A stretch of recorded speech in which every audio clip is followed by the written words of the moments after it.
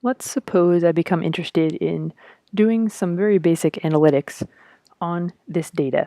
So our focus for today, for this lecture right now, we're going to look at the second letter of the word CRUD, which I gave this acronym at the very end of the last lecture, but I might not have spelled it. So this stands for create, read, update, and delete. These are the 4 database operations. There are no others. These are the 4 database operations, no matter what language you're using. These are them. So last we've been doing create, but now we're going to look at read. Create means we're putting data in the database for the first time. Read, we're reading some of it back. And you might be able to guess what these others are. We'll get to them later. So we want to read some of this back. So far, we've put the data in, that's all well and good, and we've done this kind of very simplistic thing of was there data. So now I'm going to be done with that. And actually, you know what I could do here? Yes, good. Thought of an idea. Because I could just skip to the answer, but I could also give you a hint. So here's a hint. How would you get this was correct value out? What's actually happening? When I'm looping through all of the data, so let's go ahead and I'm going to get rid of this comment because that's no longer what we're doing. Give us some more space to work here. So we're going to loop through the data in the shelve. And that's the purpose of this. We're specifically looping through all the keys. So just as a note, once we're inside this loop, it means we have a variable called k, which represents a valid key. And remember, it might not be in order, because that's something we learned. Okay, so that means I could get a specific problems data. So let's say I almost want to label it one piece of data, but I know that that's kind of too long for a variable name. But a single problem, maybe I'll call it this problem. Is that what I called it earlier? Good, I did not. Oh, I called it the problem. So this, I just want to make it very clear, we're about to create a variable where we can temporarily store the information in the shelve. And if you think this is redundant because we had that variable earlier, what I'll remind you is that now we're trying to actually get data back out of the shelve. We're trying to see what's in there. And so this actually is a different part of the code. So some problem. So some problem is going to be the shelve, the value stored for this particular key. So this is how we can actually get the problem back out of the shelve based on a given key. This is how we can do it programmatically. And what if I now want to find out, let's just say I want to find out how many they got right out of how many they were given. So this time let's go ahead and let's make a variable. It's going to be saying, I don't know, total correct. And we're going to start it at 0. And then, you know, total problems, total answered. Let's do that way. Total answered, total seen. I don't know, total problems seen. Is that more clear? So we'll just label these total problems seen. These are saw. And this is total probs answered correctly. Now, that doesn't fit on my screen, so I'm not typing it. Okay, so each time we go through here, we're definitely gonna have to add one to this. So that's gonna have to be incremented.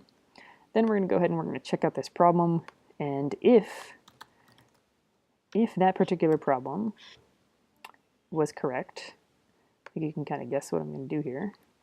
So if that was correct, then we'll go ahead and increment the other variable too. Yes, there are other ways that you could do this. I'm just trying to make it very, very explicit right now.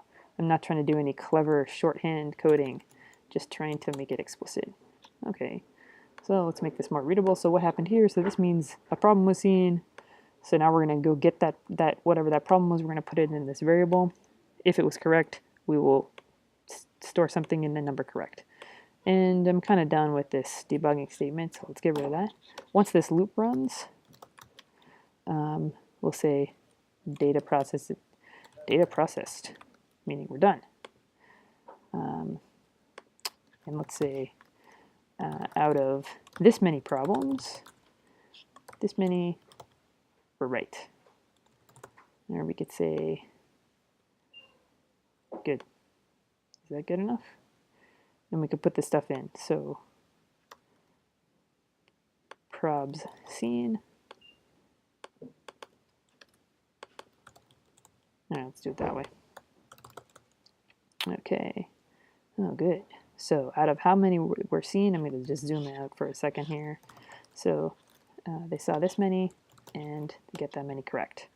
You know that line's breaking off the back, so let's break it there. Okay, good. Back to properly readable fonts.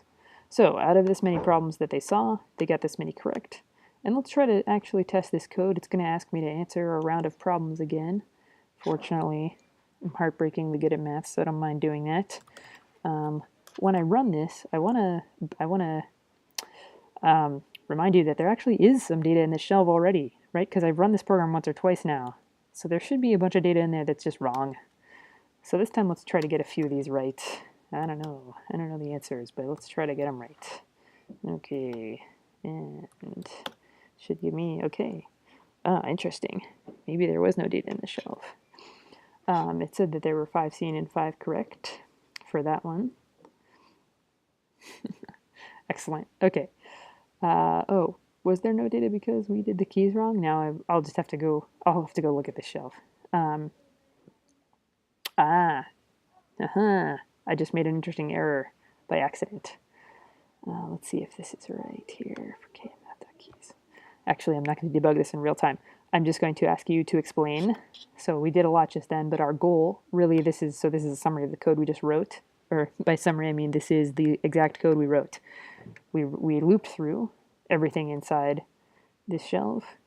We counted how many things there were.